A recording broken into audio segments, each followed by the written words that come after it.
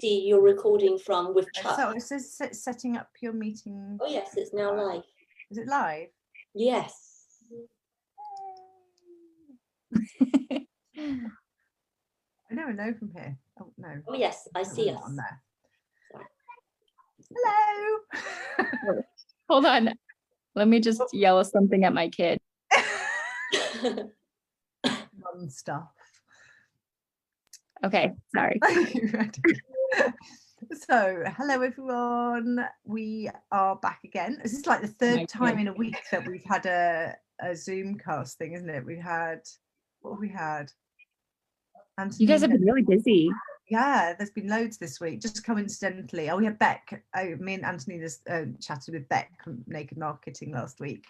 And then Anthony and Alice chatted to a guy from a British album supplier. Now it's you. Now it's the arty person.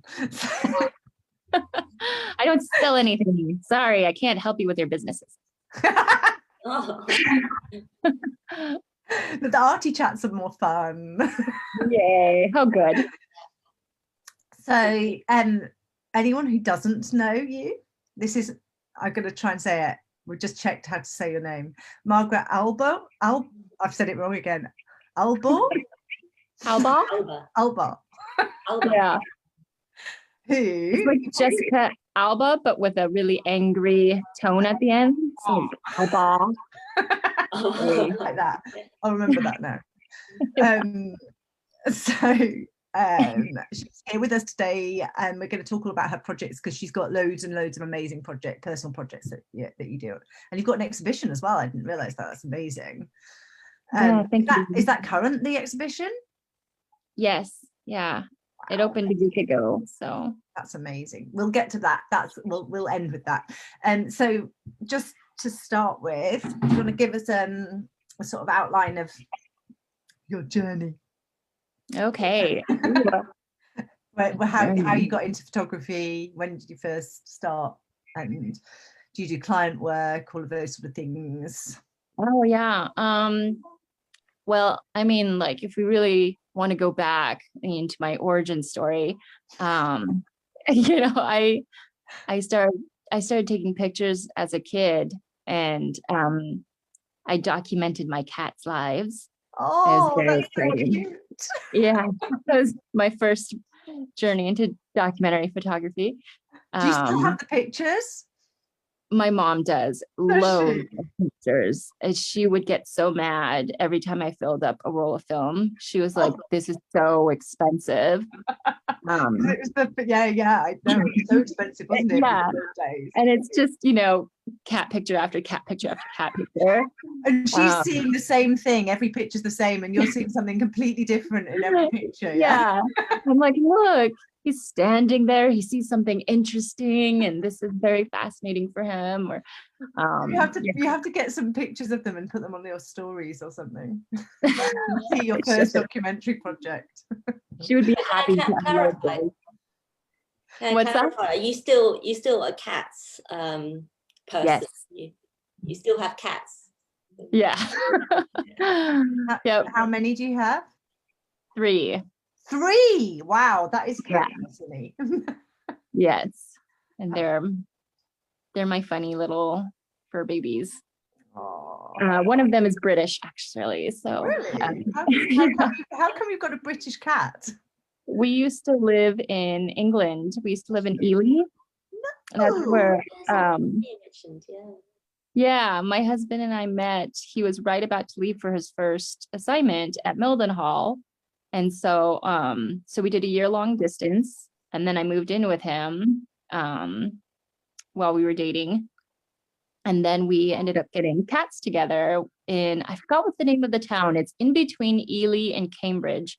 There's this little village. Really near where we live, isn't it? That's because, that's near where I live. Especially where you live. I'm not far from there, but it's really near where Diana lives. Yeah. Oh, okay. Where are you, Diana? To begin with, what letter? I'm fairly close to Alice, so we're both Cambridge way. Oh, okay. I used to work in Cambridge, but I don't remember the name of the town that we got the cats in. I'd have to go into my emails and check. But It was just a little village on that. I forgot the road. It's like A116 or something, maybe, in between. A15 Newmarket? It wasn't to Newmarket. It was in between Ely and Cambridge. I don't remember the name, but yeah, there's this little village there that we got them at. Oh, hold on. I have a kid. The kid interruption. Can you hold that for me? Here, hold the phone for me. You hold the phone and I'll do this. You hold my phone for me. Here, you hold that. That way they don't just fall and stare at the ceiling. Okay. Yeah, so we lived there and that's where we got our kitties. And that was his first assignment. And so we were there for 4 years. Oh, wow. So this is like an invitation to you coming back to Britain, England, Yeah. which everybody is doing anyway at the moment, kind of thing. Yeah. So were your kids both born when you got back to the States, or did you have them over here? Well, our next assignment was Oklahoma, and so our kids were born in Oklahoma. Yeah, so they don't actually remember Oklahoma, but they think it's like this magical place because it's where they were born. And no, I'm not insulting Oklahoma, but the town that we were in was very small, and I don't know that they would really enjoy it if we were to go back right now. But they have they talk about it as if it was just this amazing, amazing time. And I'm like, you don't remember it, but okay. Yeah. So when did you start your photography business then? Is it back in where you are now? Oh yeah. So the journey. Yeah. So elementary school is when I started playing with cameras, and then middle school is when I started. I took a darkroom class, and then I was photographing just like at school all the time, and then I just felt it was super expensive, so I shelved it for a long time. And then when I got with my husband, I started getting my master's degree, and I kept talking about photography. And I was like, I really want to get back into it, but I just know it's like so expensive. And finally he got fed up and said, just do it. It'll be a good outlet for you to have that creative side aspect of my life and to let out, that energy. So he helped get me my first camera, which was the D90. And that was maybe 12 years ago. And then I started just taking random pictures of friends and their kids, and people found out that I had a camera and didn't mind doing photos of kids. And so they started hiring me at $60 a session. And and I was worth $60 a session. I look at those photos. I relied on presets, hoping to save images, and it just they are very generous, and they still tell me that they loved those photos, and I'm like, someday I'm gonna do a free shoot for you, and as a thank you. Did you start off sort of, were you documentary, or did you transition from? Oh yeah, so when you were doing those shoots for your friends, were they like more like portraity, or? Yeah, it was a little bit more portraity. I remember just hanging out with one of my friend's kids while she was at the hair salon. I was essentially babysitting her kid at the time, but then I had my camera and we were going around Ely and taking pictures in churches and stuff like that. And I didn't tell her what to do because I wanted to be very candid with it. And then, and so that was kind of the nature of it at the time. It was kind of lifestyle, but I really knew I didn't want to pose, really. I felt uncomfortable with that. It felt really cheesy to me. No offense to people who do lifestyle. I still do it. Then when we moved to Oklahoma, I started people found out and hired me to do work. And I was like, well, I mostly try to not pose. I don't know what it's called, but I just don't tell you what to do. I'm just there. And so people hired me to do birthdays and things like that. And I was like, cool. But then I fell into that trap of lifestyle because that's what everybody was hiring. And so that's what I guess built my business on, was lifestyle work. And then I think, like many others, started watching Creative Live and found myself doing documentary and being inspired to really call myself documentary. And then I think really tried to commit to that. And there were a lot of people, I think, who a lot of different mentors, I think, who do documentary, but maybe don't call themselves that either. It just is, but I think it all influenced people's work at the time to go documentary different ways too.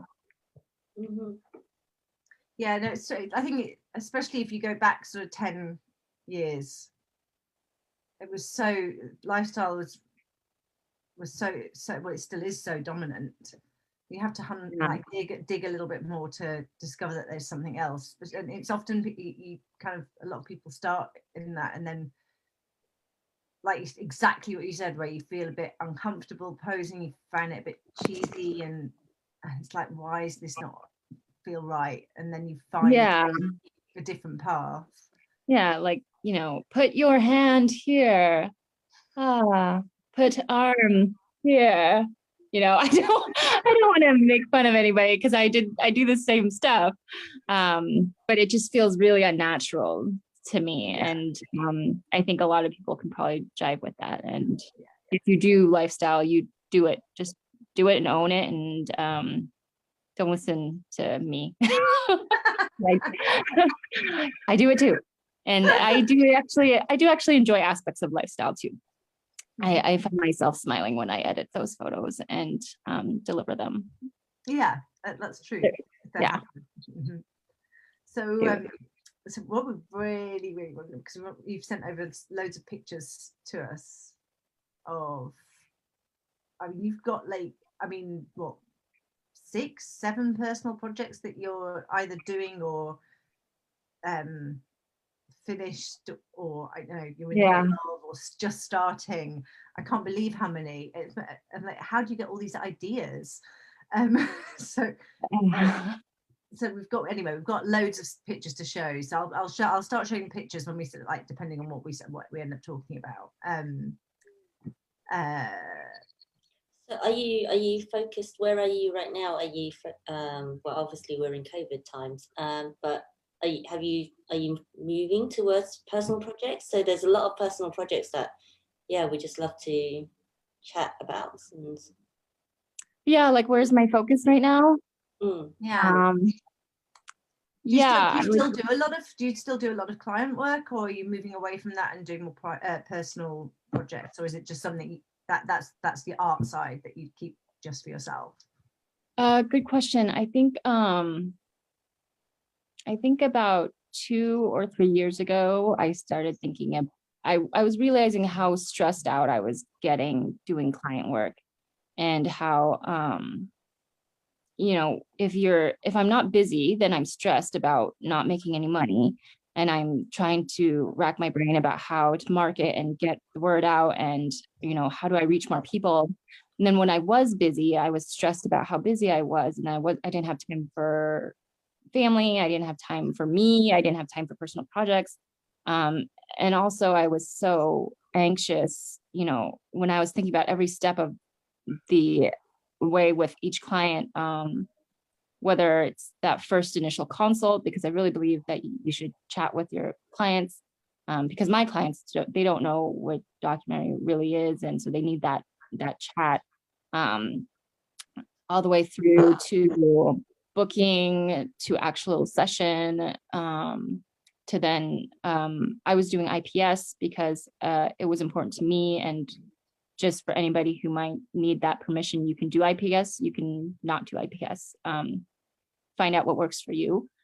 But I there are aspects of IPS that I enjoy because I liked being with the client. I liked getting that immediate feedback about what they loved with their images. And I felt like it gave them an emotional boost and an attachment. And then to the sale. So along the way, I was just realizing how much of it gave me so much anxiety and really stressed me out.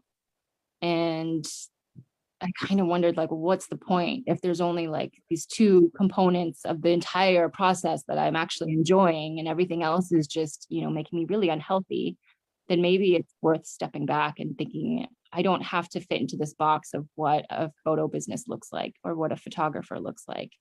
And so I started stepping away from the idea of pushing marketing, and that really gave me a lot of clarity, which was weird. But I think it was interesting because I also had this like identity journey to go through too, because I felt like, well, if I'm not pushing for clients, then who am I? Am I still a photographer? Can I still be in these doc photography groups? And yes, like of course you can, because at the heart of who I am as a photographer, I think belongs there. But you can do many number of things in photography or even in any art medium and still your foot in any. I mean, the documentary genre is enormous. It's diverse. It covers so many different. Right. Yeah.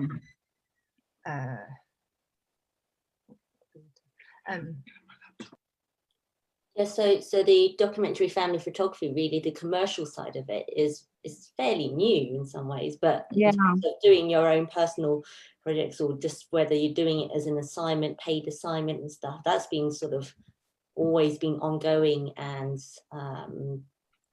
been quite a history to it. But yeah, it'd be quite interesting then to start off with one of your identity projects. Well, I mean, they're all obviously personal work, but because you mentioned about identity and exploring identity, and that's quite a theme into what some of your personal projects. So maybe we can. Yeah, quite a lot of your projects are based around some sort of identity, idea of identity. Have you got one that you'd like us to share first? Nothing off the top of my head in terms of what should go first. Okay, I've got 14,000 miles. Shall I share that first? Sure, yeah. That was this is really, really cool because is it a collaboration with your husband? Yeah. So he was taking pictures at the same time as you. Okay, can you see that? Yeah. So he deployed a year and let's see, this was 2019. So the winter of 2019 he left, I think in November.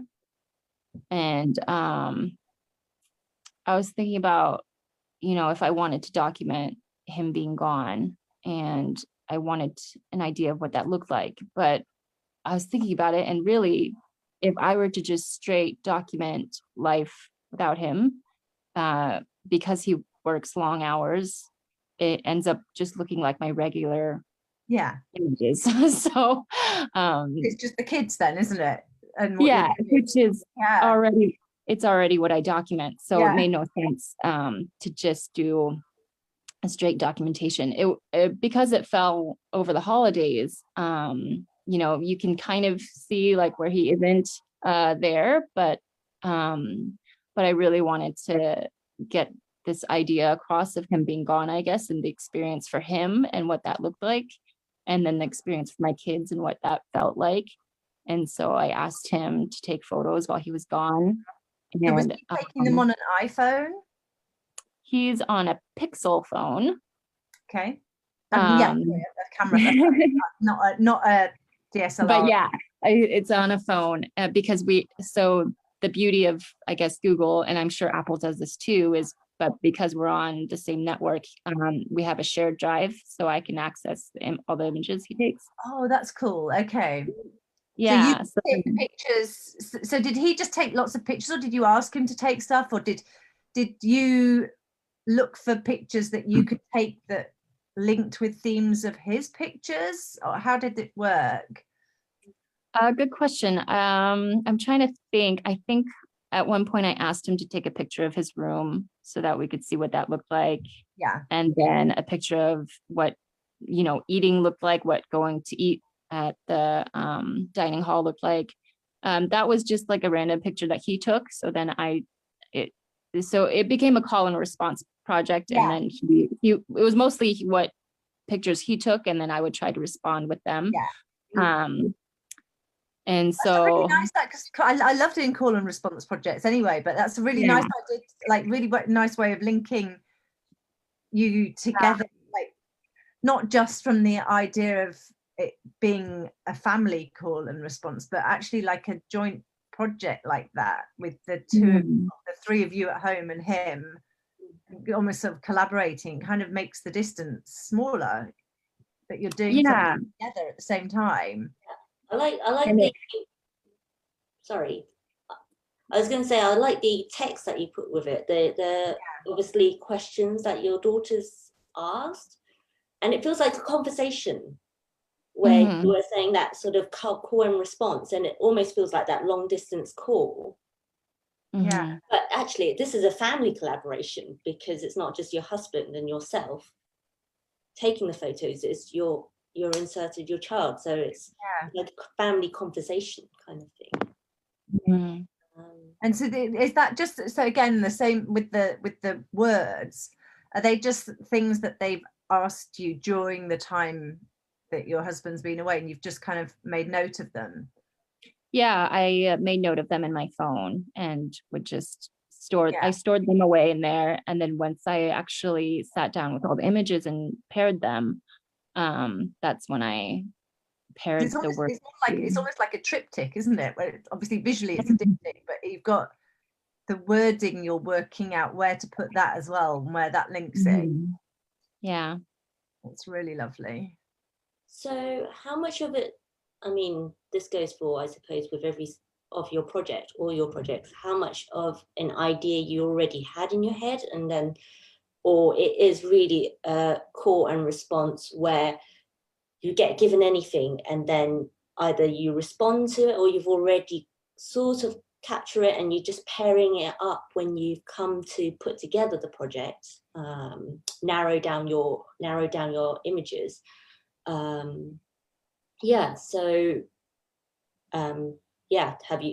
How much planning was involved? Obviously, the chat you had with your husband first, and then yeah, that's a good question. I did a like 1 hour mentoring with somebody at the beginning just to make sure that I had a blueprint of how I wanted to do this. And then my mentor helped me with the earliest pairings, and that helped me see what I was going to be looking for, and how I wanted to shoot. Did you already know at that point that you're going to use words as well, or is that something that came along later? That was something that it didn't come along later. It just was something that was on my mind. I wasn't sure I didn't know that I was going to use the words with the images at the time, but I knew that I wanted to keep the words. So it was just something that I collected on the side. It's really lovely.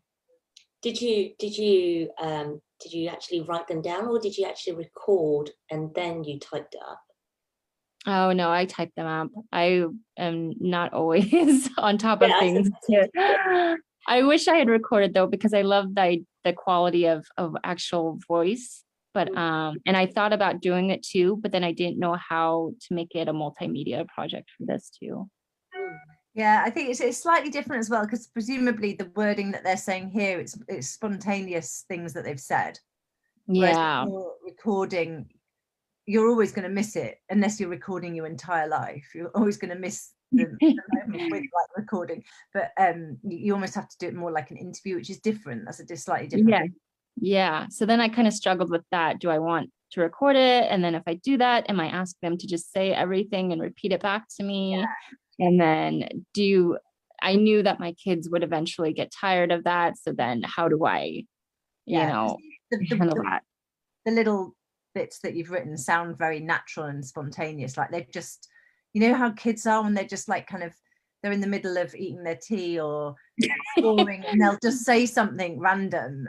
And it just sounds like that. It's like that, an idea of their dad has popped into their head and so they ask something. It just sounds, it feels really natural the way that you've written it. Like it's so lovely. That's gorgeous. Look at that. So how long was he away? And then is this the length of time that he spent over this holiday? So he came back, I think, in February. Just in time for COVID, yeah? Yes. Yeah. It's so funny how that timeline happens, because it feels like two different worlds.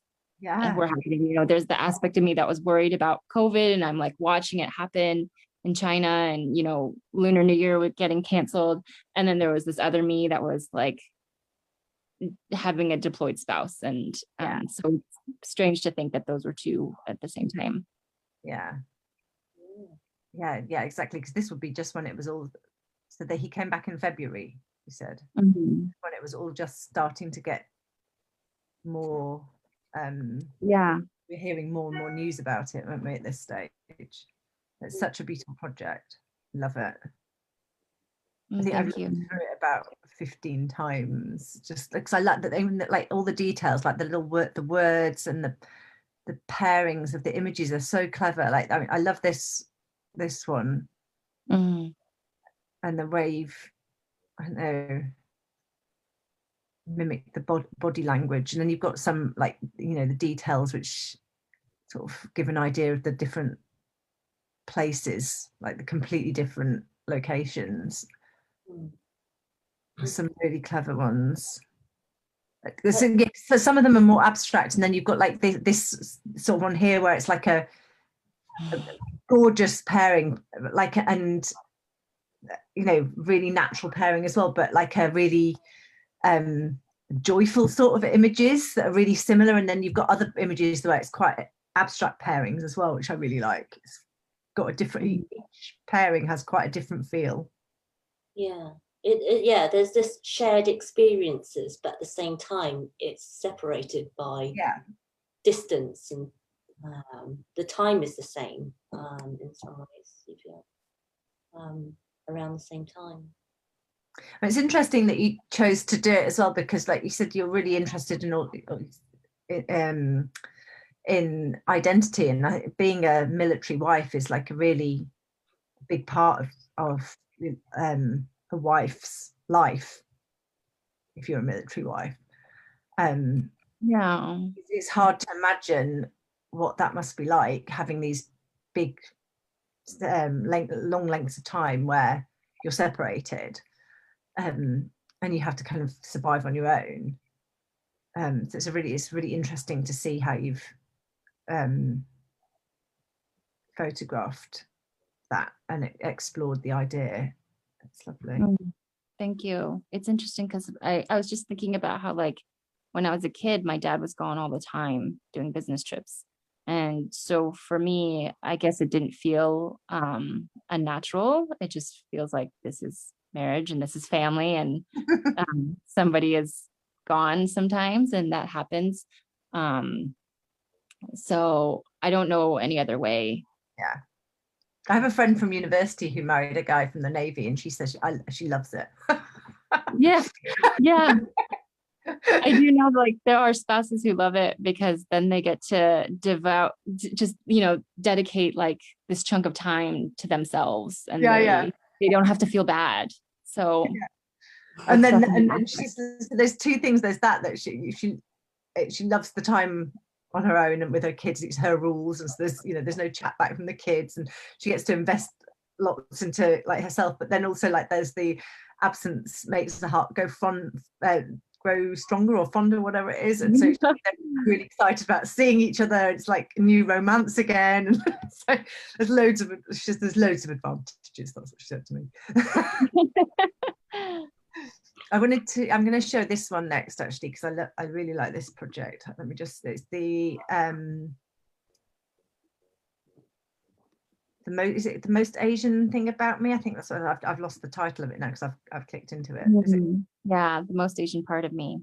Yeah, I love this. I love it. And you've chosen to do this in a completely different way. I just love all your projects you've done in a completely, like, the techniques you've used. So some of them you've got Photoshop, more Photoshop techniques. This one you've used Polaroids. You've transferred Polaroids, yeah.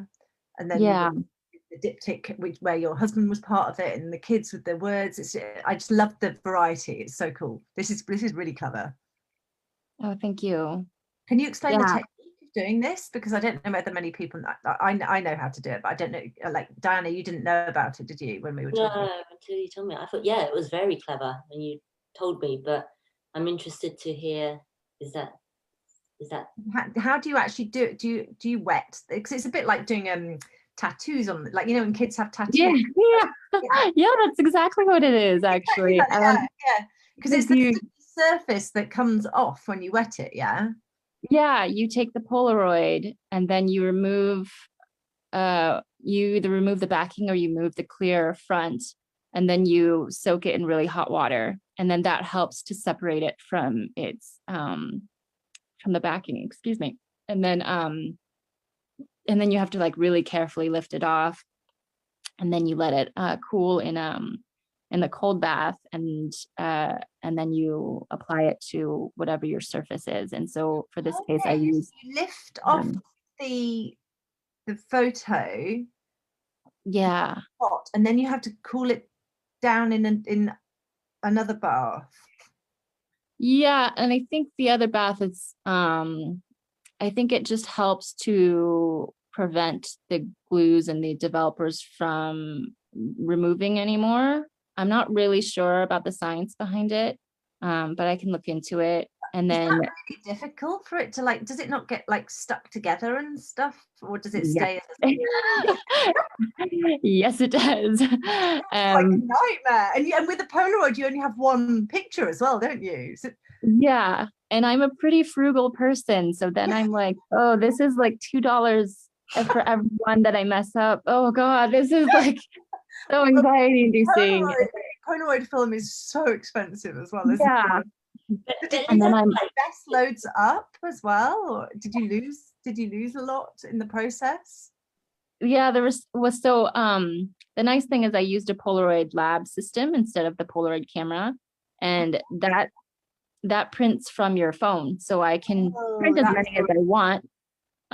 It just has a little bit of a different quality to it because you're printing from a phone, from like the phone display image. So it just has a little bit of a different feel to it, but it was nice because then I could reproduce an image if I needed to, which happened a few times. And then they sit there and I'm like, what do I do with this image now?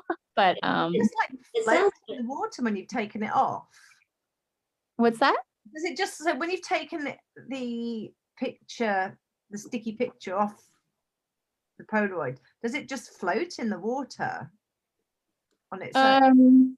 Yeah, so when you put in the Polaroid, you've removed one side of it, which you have to be really careful about, and then you let it sit in hot water, and then the hot water helps to separate the gel image from the actual plastic backing. And then once it's removed, then you can take it out. You have to peel it off once it's got hot? So for when, I think my most successful images, like I used like absolutely hot boiling water, and that helps to really separate it quickly. And if the water gets too cool, then you might have to, I use a watercolor brush to try and like slowly peel it off. Okay. And then remove it to a cool bath where I can then put it on watercolor paper. You just have to like lift it up then and put it in another bath without ripping it? I use watercolor brushes, and then You lift it up with those as well. Yeah. More delicate than fingers. I wonder Yeah. what it would work with like an iron and a damp cloth. I don't know. I don't know the method, but it sounds like almost like a reverse of dark room. Yeah. Yeah. Instead of waiting for the picture to reveal, the picture's already there, but then you're almost letting the colors and everything all float away off rather than the other way. Did you have that sort of dark room feel, like, ooh, that was A little bit. Yeah. Makes me miss the dark room every now and then. I've never done it. Well, I know I have been in a dark room once at a workshop, but that was only like a very brief time.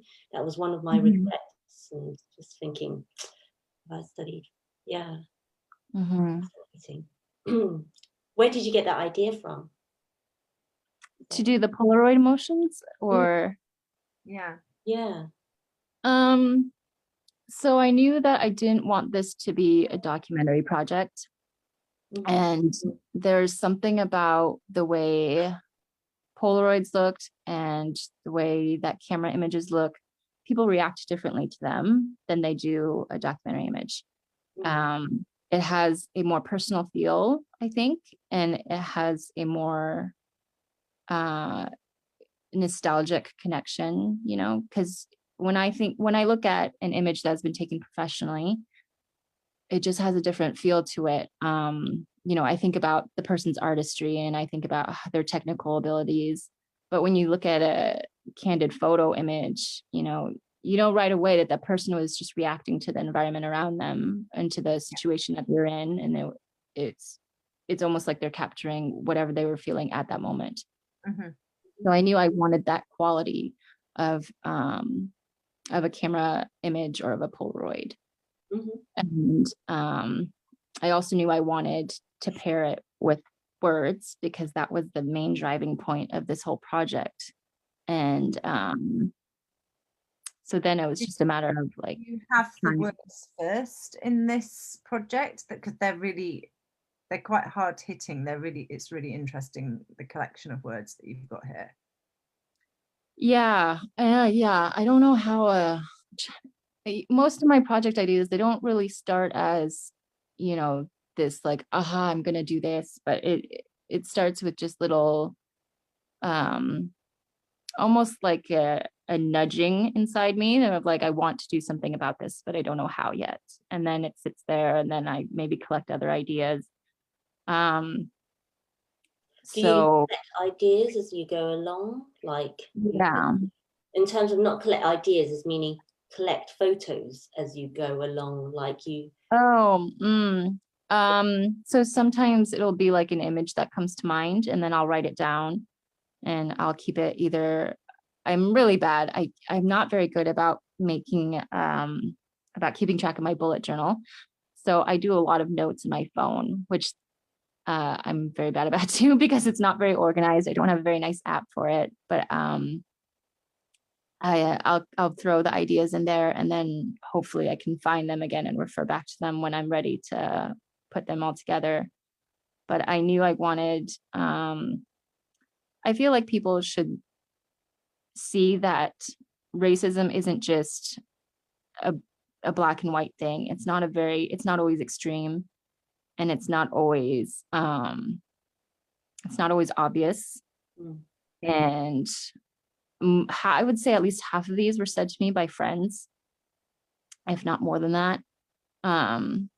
So is that it's sometimes that we need to realize that sometimes the environments we're in can be a little bit toxic and we don't even see it. And then it gives permission for people to say things like this, that we need to be aware of. And I think for me, it was a big exploration in my privilege, because growing up, I think I heard these words and I would ask, it's not aware to you like that something is not okay to be said. So as a kid, I remember just thinking like, well, are they right? Like, is there something right about these? Like, because it's not the words that, being Chinese myself is not obvious, and you have to kind of, but I'm not sure whether it's that sort of lost in translation thing, but at the same time you understand it, and it's is it right kind of thing, and then how you I think when you're a minority in any way, whether it's a racial or ethnic minority or LGBTQ, your life is politicized very early on, and you're forced to question your identity very early in a way that in a way that white people don't. And so it's true. It's true because you don't, as a white person in a white country, that's the norm. So you don't become politicized in the same way. It's not until you're older where you start understanding things. You don't need to. You don't need to confront it when you're little. Right. Exactly. Yeah. And when you're growing up with it, you're just living in this environment where it's constantly in question, and who you are, your validity is always in question, and whether you can be a good person or not is always in doubt. And I think that for me, I had to really explore where my white privilege is. And I think that lived in me accepting these words at a time and saying that maybe it's okay that people said these things to me, or maybe, and for some of them, I was just scared to speak up and say that it was wrong, because I didn't want to be, quote unquote, that person that says something, because that person's going to get the backlash. And then they're always going to be known as the person who is trying to make people feel bad or hurting the environment that everybody's trying to be in. And they can't just be a friend or something like that, And this particular one, actually, I think was a big driving force for it. This is my husband's Facebook post, and he made a post about how the rhetoric around COVID and the Chinese virus is leading to racist acts, and we have to be more careful. And immediately, he had some military peers that jumped in and said a lot of these things that. Yeah, this one's really shocking. This. Yeah, I mean, I just exploded after this. I was so angry. Sorry, I have to move because I'm squished. But so after this happened, I think it just sat with me for a long time, and I felt like it didn't feel fair to me that I had to just sit with this, and these men just lived their lives. They don't get triggered when they see my name, but I get triggered when I see theirs.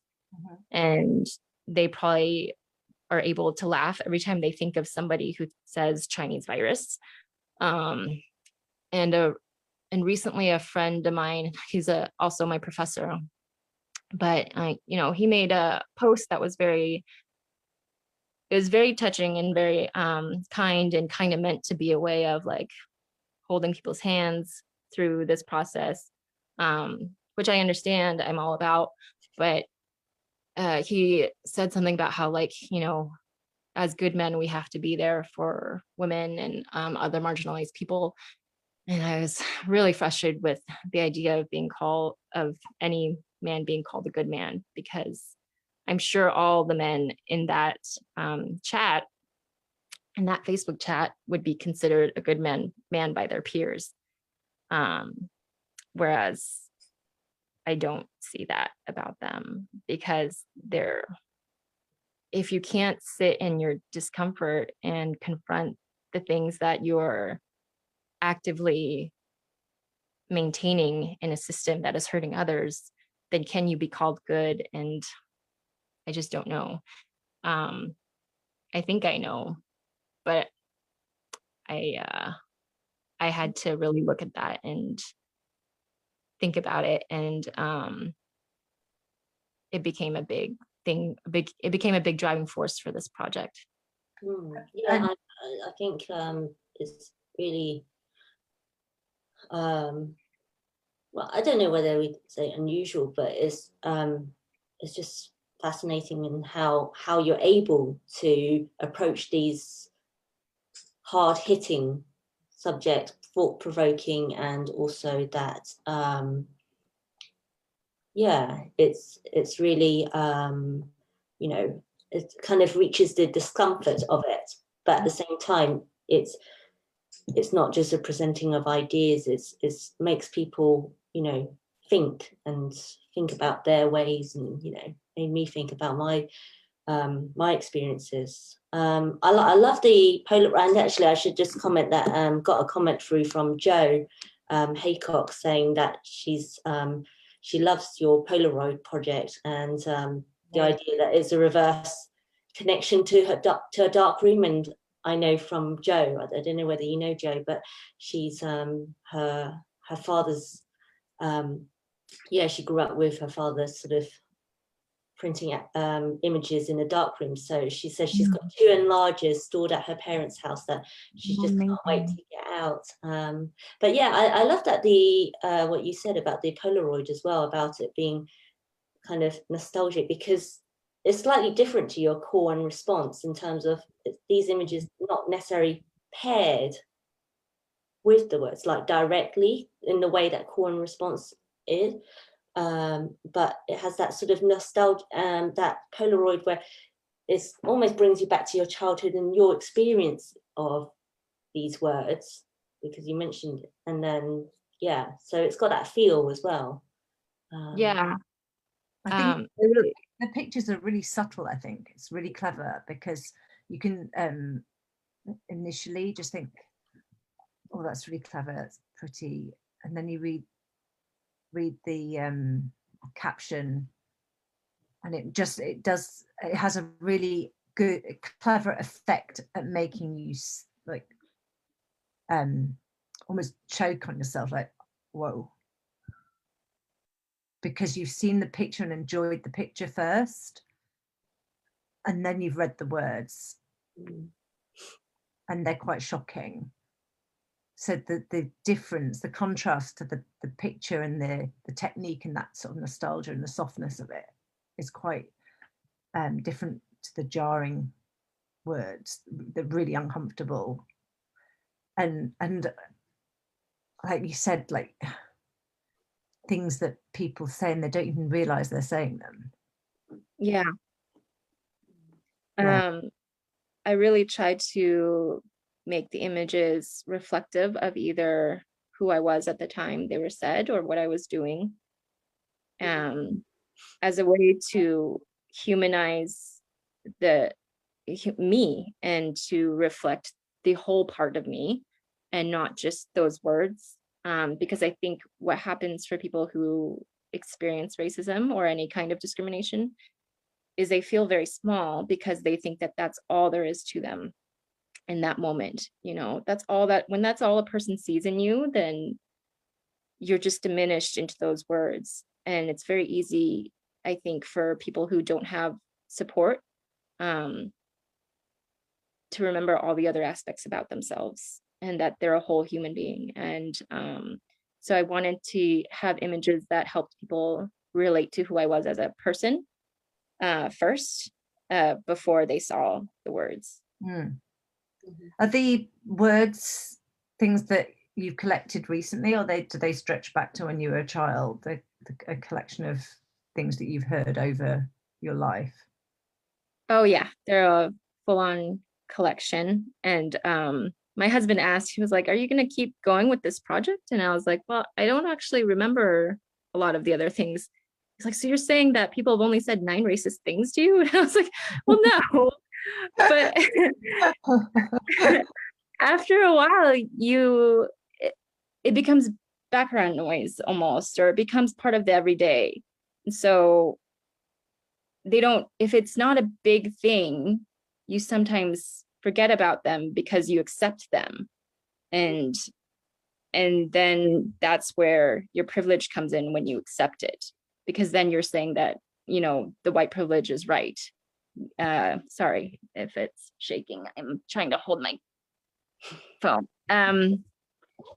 Yeah, so then you're saying that what is being said to you is right, and it's the default. And then sorry, I kind of forgot where I was going with that, but so then it's really easy for a lot of words to kind of fall into the wayside. And so I can't always recall everything that's been said or used against me. And also some things, they weren't words. Some things were really obvious words, like people called me chink.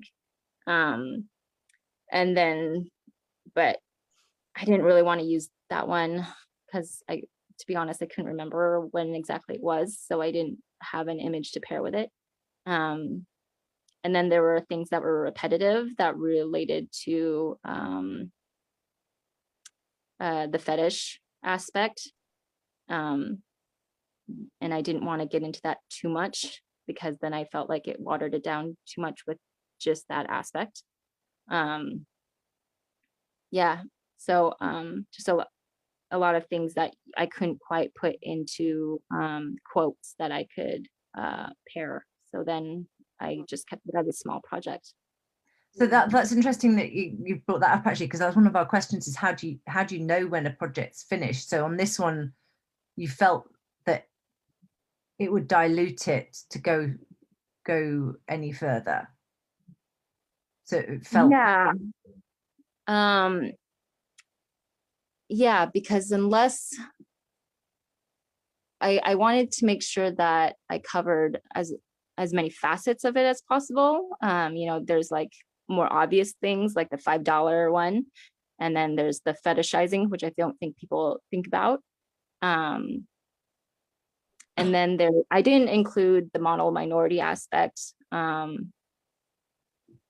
think because I wanted to address that differently, but I just tried to make sure that I got different aspects of it without putting too much weight in certain areas, because then I think I really tried to be conscious of what the viewer's experience would be like, and I didn't want it to be pushed too much into one aspect or the other, if that makes sense. It's interesting because it's so topical at the moment, I think, with the coronavirus and that element of I think, did that come from Trump, the link, and calling it a Chinese virus? Was that?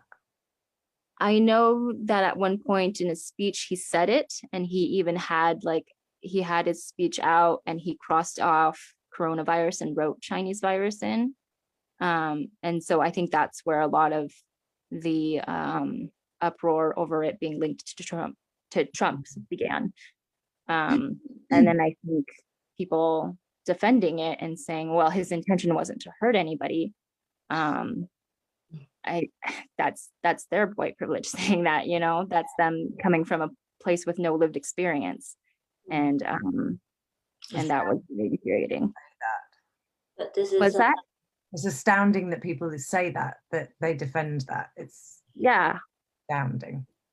And it's interesting that you thought about what you wanted. I don't know whether you've shown it to anyone else. I was wondering. Beyond, because you were saying that you thought about how the viewer might perceive it in terms of, I think so it sounds like you very carefully built this project partly for it to be presented. Yeah, I was wondering the same thing, because you talked particularly about this one, that this was one of the triggers. And that, so did you use the project to work through the idea yourself as a sort of self-therapy, or have you shown this to people, or do you intend to show it to people? Good question. Give me 1 second, because I just have to go handle something real quick and I'll be right back. Okay. That's okay. scroll through some of the images again. Yeah, I love it because, like, I mean, even on this first one, I really love it. You can really tell that it's the emulsion has the tear, obviously it's a dramatic tear, but even in other ones where you can see the slight creases in it and the ripples. And the other thing I really like, which makes it really personal, I don't know whether this comes through over Zoom, but like yeah, like this one, I think you can see it's got fingerprints on it. Yeah, no, until you pointed it out, I didn't realise.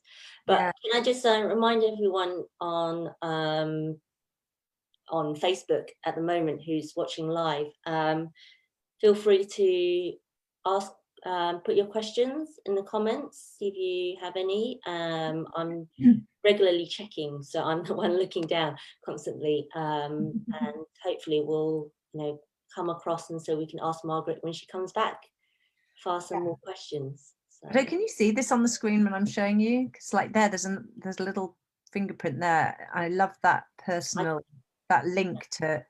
So I was just saying, Margaret, one of the things I really love about this, because when you're transferring the images, little touches of fingerprints. Which really? It's really like, no, but it makes it so personal. It's like you're leaving a print of yourself in there. Yeah, I really like this image, particularly when you said that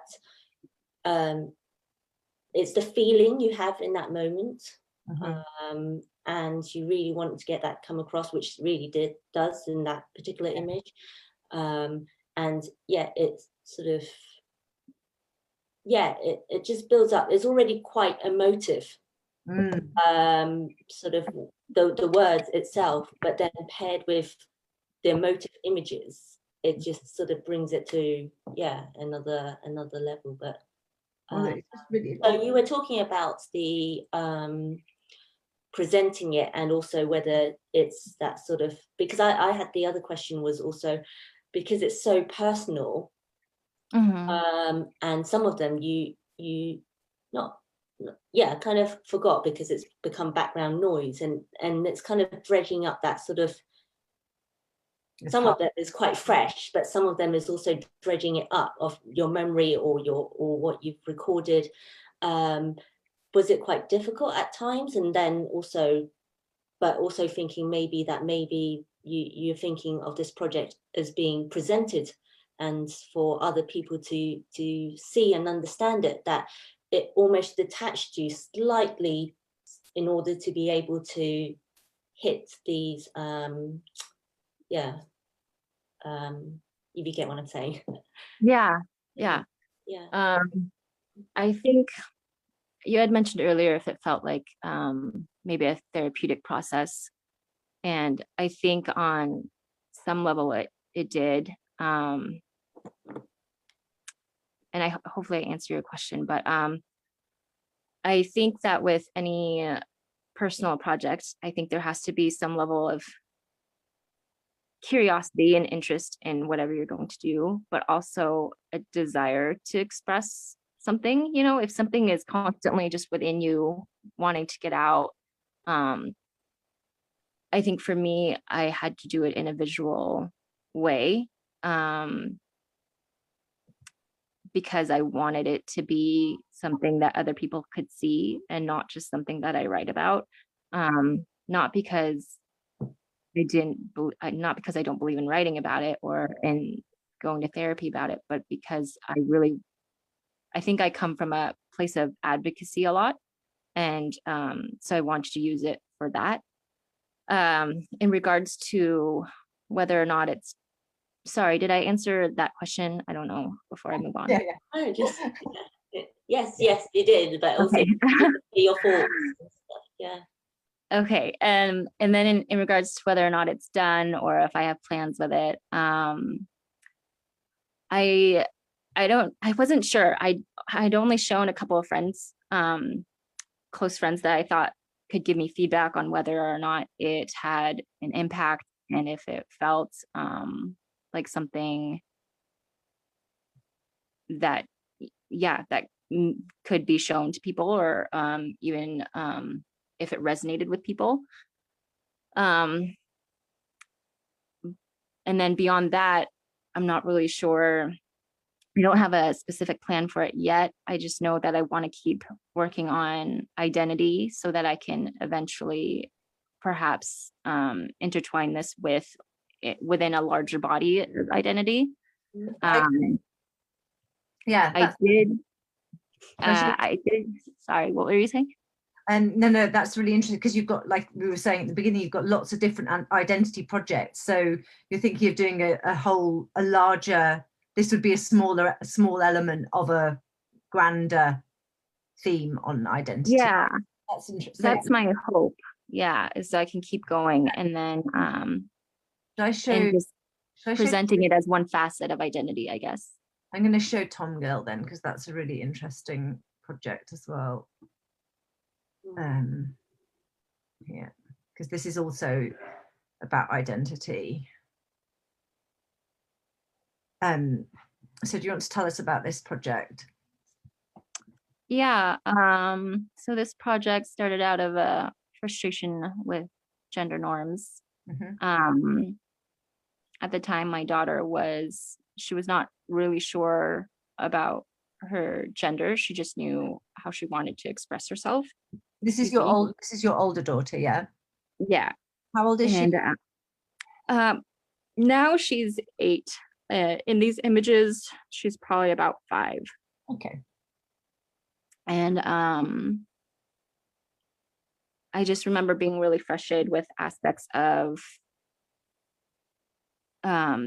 comments that were said to me in the process of raising her, and objections from extended family who felt we were raising her wrong, and just I think the environment at the time, the political climate, it just fed into a lot of different frustrations, and so I wanted to put those out photographically. And I don't know that anybody. It's really interesting to me to think about what other people might be feeling with these images, but I can't control that. But hopefully there's something that resonates within them and changes how people might think about gender. Yeah, but you also have, like, you touch again on your Chinese heritage in this as well. Mm-hmm. How gender's perceived, or female gender's perceived within your culture. Mm-hmm. And this was like what I was saying before, you've used Photoshop quite a lot in this project to bring the ideas through, just again quite so different to the other two that you've shown. Yeah, it's my husband's chest hair, very difficult to Photoshop that onto. This one, how have you done? Have you changed the color of the sofa? Yeah. So clever. I really wanted to express this idea of marketing and how things are marketed to girls and boys, and this idea of color, and maybe how we take it too far. I mean, like, pink everything. Everything has to be pink in order for a girl to play with it. It just seems a bit ridiculous to me. But then also the types of toys that are marketed to kids. If you're a boy, you get these amazing books and amazing toys. I mean, my oldest kid has 3 remote control cars, and my youngest kid has none, because people think she won't be interested, and it's just not. Can I ask a bit more about, say, this image, but actually every single image on its own can stand, and you could just stand there and just think about it so carefully. And I'll just ask the question directly in terms of how much thought process do you put into each image? Particularly, I think for this project, it's image is a standalone image compared to the other two that we've just looked at. Sort of way, there's almost a sequence to it, whereas these ones are on their own. It's like you've really thought about how you want to create it. they look like there's a lot of thought, lot of planning behind the actual photographs and the work that's gone into them to get the message across. Yeah, I do try to be, if for me, visual language, I think maybe comes a little bit more easily to me than verbal or written. So then however I do an image needs to be really careful to make sure that whatever I'm trying to say communicates properly, or that it isn't too miscommunicated. And so there is a bit, this was in a Target, and I I had to ask my kids if they would just stand there in these clothes while I photographed all these shoes around them. And she was kind of like, "This is weird, Mom, but sure." But yeah, I had to at least have an idea of what I wanted the image to look like and how I wanted to compose it. If there's any photoshopping later, I have to know how to do that. Yeah. So like, obviously she's not wearing bound shoes. So I photographed the shoes there to make sure I had the lighting right so that I could Photoshop them in properly. Wow, that's and actually that sort of ties in quite nicely with Ben Heesman's question to you. Well, he put a comment through about your projects are there's powerful content, and you'll probably go back and read it, and the carefulness with how you want the viewers to receive them. But he asked this question: where does your carefulness come from? Yeah. That's a good question. I think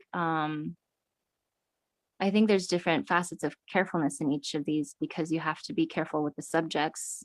And I think some of it comes from wanting to make sure that I honor them properly. And so anything in the photo,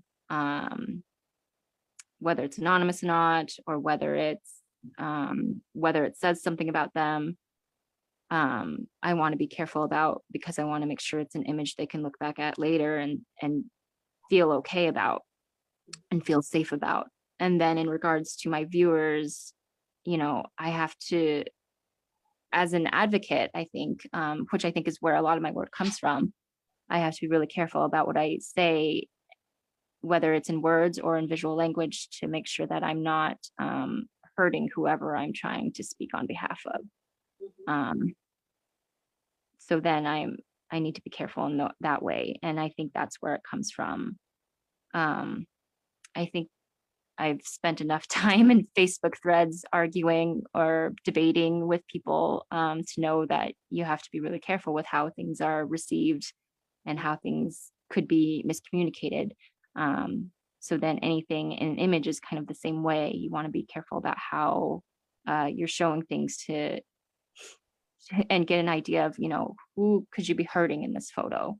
And so that empathy has to kind of extend to your subjects, your viewers, the viewers who even might disagree with you, because you have to be able to the cause as well, because you're fighting, you're, like you say, you're advocating for a group of people and a cause, and the last thing you want to do is to make it more difficult. Exactly. Yeah. I have a transgender cousin, and so obviously in my family, and my cousin is his mum, and she's heavily involved in that, but she's had so many problems online when things have been misconstrued. So it's really hard to know how to phrase or show things the right way. Right. You mentioned obviously, yes, you thought careful and how it's perceived, and was it in terms of the age of your daughter, you said that the oldest 5, then how much collaboration, or it wasn't really a collaboration because of her age at the time, or maybe even now, but how did you do a bit of collaboration with her? Was she aware, or that you kind of just had to be very sensitive and, make sure that, you honored the story? Mm. Did you discuss ideas with your girls before? Because they're both in this project, aren't they? Yeah, they are. Did you collaborate in that way, where you discussed ideas and that they tell you how they felt, or whether you had understood how they were feeling, or that's a good question. I think on some level I knew that my oldest, at least, is not ready to be an advocate per se, but she's willing to help me. And she had a difficult time at first because she didn't understand what these images were, and she was really worried about what, I think she had a concept in her mind of what a pretty image looks like, and it looks like a smiling, happy person. And so she kind of was like, why are you taking these photos that are not, that don't fit that concept? And she didn't feel comfortable with that at first. My youngest was more than happy to help me. And I would say, like, oh, who could help me with this photo? You just have to do this or this or this. And she would say, like, I'll do it, and she would come over and help. And so I had to do a couple of those photos first, and then I showed my oldest, and I said, like, this is what I'm doing with this photo. And she was like, well, why does it look like that? And I'd say, well, you know how people kind of think this all the time, or sometimes parents think that this is really important for their kids, but maybe it's not. And she's like, okay, mom, don't say anymore. she is like, I'm not interested in a lecture. Just, okay, I'll do this photo, like, I get the point. And then she was a little bit more on board once she saw a few more. And especially like with the robot child image, I messed up on that image the first time around. And then she kind of was like, what are you doing with this photo, mom? And I explained it to her, and she's like, oh, okay, well, how can I help? And then I showed her how she could help me. And then she had a little bit more buy-in. And she enjoyed the process. And so she wasn't ready to collaborate in terms of giving me ideas, because I think she's not really interested in reflecting in that way. But I also was really careful about not putting her in that position to collaborate too, because I don't really want her to know yet how politicized. I was going to say, I mean, part of it is at that age, children accept everything. Yeah. They don't have biases. And I didn't want her to know too much about. Yeah. So you want to keep that from them for longer. And it's like, at what point do people change and go from this innocent child who accepts everybody for who they are? Why does that change, and why do adults become these people that do have biases? Like we go backwards. Children seem to be more advanced than us in this way of thinking. Yeah. And it's, I mean, I could go on, I guess, about that, but I don't. So maybe you might like to, this is kind of a natural progression to what you're doing now, which we mentioned right at the beginning when we introduced you, was your exhibition. You've got an exhibition now currently on your Tom Girl project. And it's been a week, is it, you said? Opening night was the 5th. That must have been so exciting. Yeah, it was really unexpected. So how did the whole thing come about, that you actually had the exhibition? I applied. I think I just waited for their open calls. I mean, I emailed first because I wasn't getting information about open calls, and they told me when to look for the information, and it'll be in our newsletter. And I think they said like March or April is when they usually do it. So then I just waited until that time, and then I put in an application. Is it a local gallery that does? It is, yeah.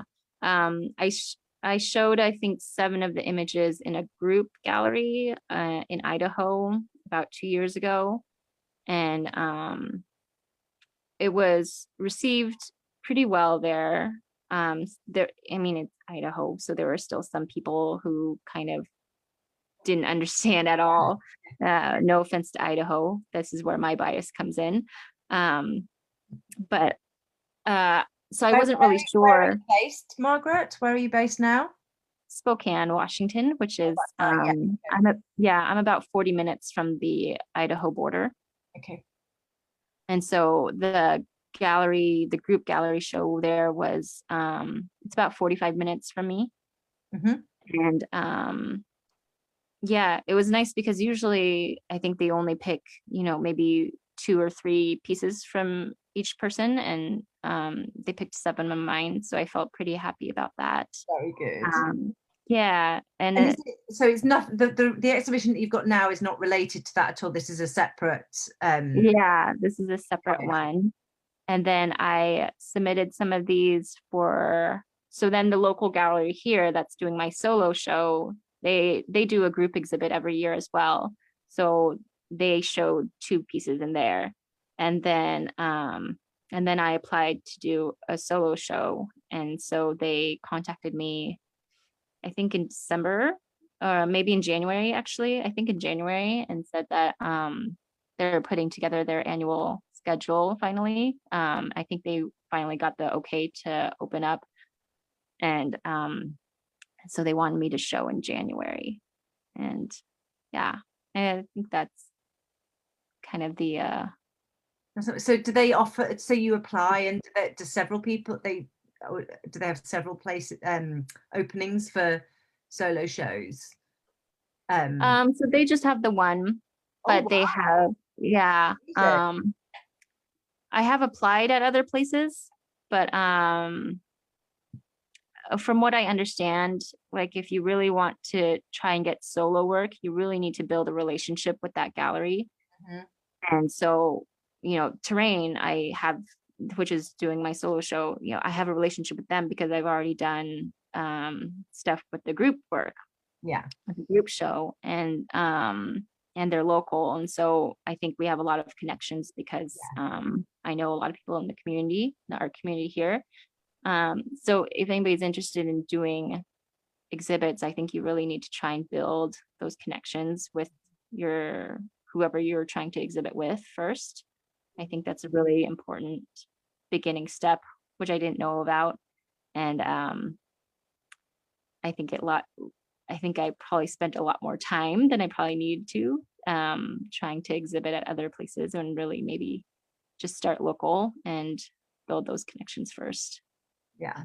So you've just learned in the process rather than got a mentor, built a portfolio, and did it through that channel. Yeah. Channel there is. Not really channel, exhibition of channels. Do you think you'll submit some of your other projects now to open calls, like your how the Most Asian Thing About Me? I can really imagine that in a gallery. I can imagine a Margaret exhibition on say an identity. I don't know others as well, but little rooms. It's a shame it's so far, but well, I mean, yes, one day if you can travel, but it would be really nice to see. And in this current exhibition, how many images have you got in there? 15. 15. Wow. Is that the full set that you've sent here, or is that? Yeah. That's Mm-hmm. And so, I mean, logistically, you're obviously having to put you have to print and frame everything yourself, but do you do anything more like any marketing, or did you get a book or anything like that for the exhibition? So I am gonna do a virtual like meet and greet, I guess, with them. So thanks for asking, because I need to remember to put a thing out for questions for that. And then I put together a booklet of the images. So as a way for people to have the images. Yeah. And is people able to go in and see the exhibition live at the moment with COVID, or is it all online? It is open. Yeah, they are open right now. So they're trying to keep it at just 6 guests at a time. So you have to just book a slot to go. You don't have to book, you can just show up. But I think I don't think there's a ton of people out right now, because it's been restaurants are just now opening back up, so people aren't really out and about anyways. But I think it's, slow enough that people can just go. And then if they have to, they might wait. But it's all there's an indoor space that they can wait in as well. You're lucky that it's just starting to open up again. I had a friend who she had a gallery, she's not a photographer, she's an artist, and she had an exhibition that she'd just installed it, and then the lockdown was announced. It's been sitting there completely unvisited. It's really a shame. So hopefully yours at the beginning of the opening up and people will be able to go and see it. Yeah. So when you do your virtual meet and greet, you need to put it on Facebook, because all your British fans can come and see it as well. Oh, thanks. Yeah. It's like a little Q&A, and people can submit their questions, so that so I can just answer them that way, since we can't do it at the gallery. Well, you'll have to tell us, or when you share it on your page, we'll share it to this group. So. Oh, thanks. We've done like a private viewing here already. Yeah, we have. Yeah, a Q&A with Margaret today. That's right. And where were you? What's your plan next? Do you have plans for next or new projects, or to either present share your other show, your other projects out in the public, or I don't know how you manage to do it all, particularly at this time as well.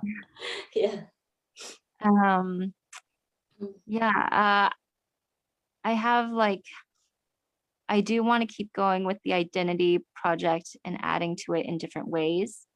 I'm just not sure quite how yet. But I feel like it needs other aspects of it to kind of round it out.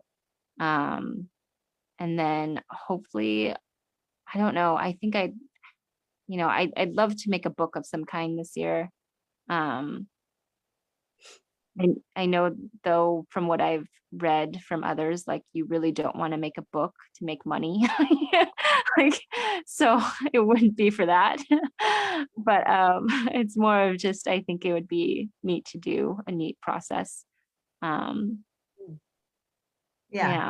that's kind of my goal, I think, in the end, with this identity project. And then I do have ideas on how to turn it into an exhibit. I almost applied for a grant for it, but I decided to do a different aspect of I decided to apply under a different aspect of the project. But I think I might sit on the idea and see if it's something that percolates into reality or not, something that actually comes to fruition.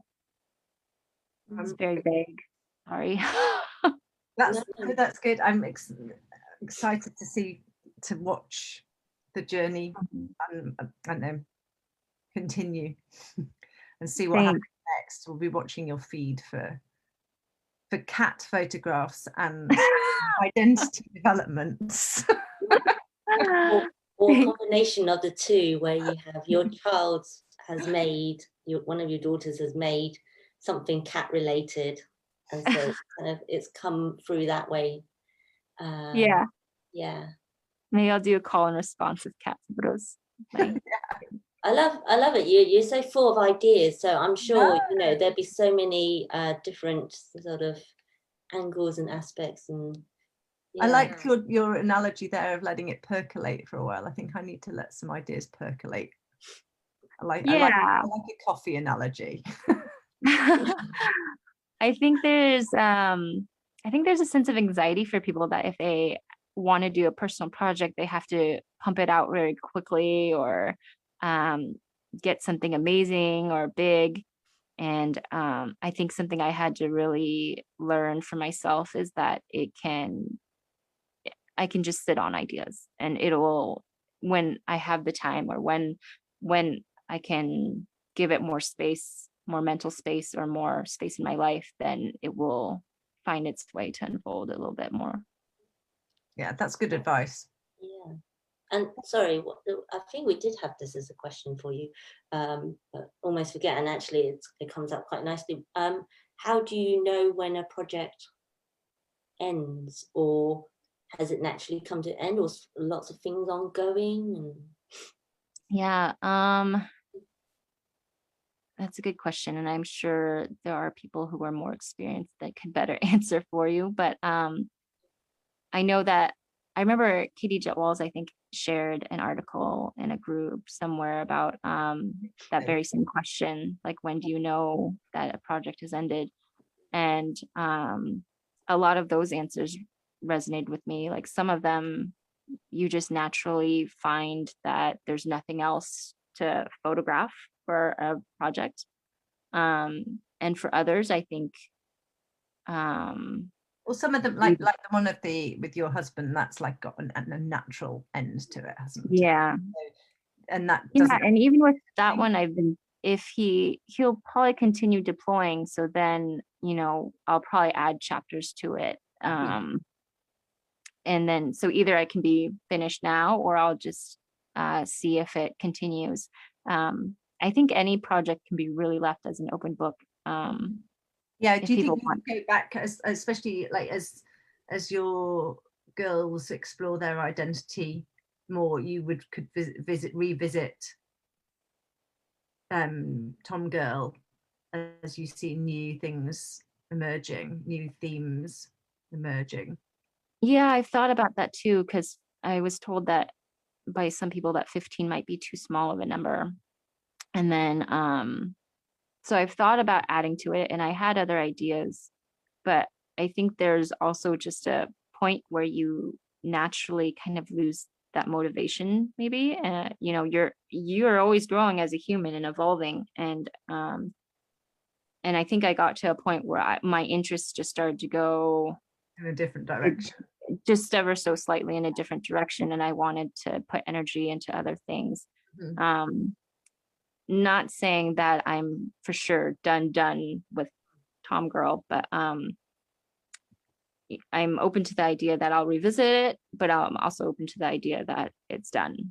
So yeah, it's interesting. It's interesting how there's, well, like you said, it's not completely letting go, but it's also that ability to let go, and so that you can move on and know that you can revisit again. And that just goes not just with personal projects, but with just any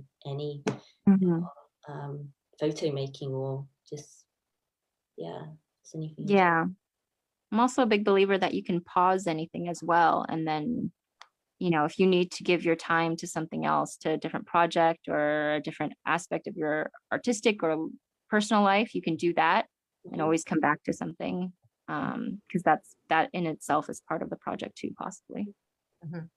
As important as a person, as a photographer, as a creative, and and particularly in these times when sort of particularly businesses or as creatives, where life is on hold in some ways, and you're forced to, and then it helps to be that reflective, which comes across as you're very reflective and thoughtful, and that comes across through your images. I've been looking at. I don't think there's any more questions. Is that, I was just going to say, have we got any more questions? Yeah, I don't think so. I keep refreshing. So apologies. Just keep going, looking down. I'm doing my job. That's, I think we'll let you go on for the rest of your day because we've been holding you up for like an hour and a half or something now. So. Thank you so much for having me on. It's been really, really lovely to talk to you. I've loved looking at your art this week in preparation for this. It's really amazing. I'm really, really looking forward to seeing where you go with your other projects as well. It's really interesting. Thank you. And yeah, definitely a cat project. Post photos. So, I think it was Jo. I can't look back immediately, but I think she said she has about hundreds of cat pics. So maybe you and Jo kind of like we can collaborate. Project. That would actually be kind of amazing, I think. Cats Around the World project, yeah. Anyway, so thank you very much. We'll all say goodbye now. Yeah, thank you very much for visiting us, and anyone who's been watching, thank you. And yeah, thank you so much. Yeah, any questions that if you're watching this later, any questions, just ask them and we'll get back to you. Bye bye. I'm stopping the stream.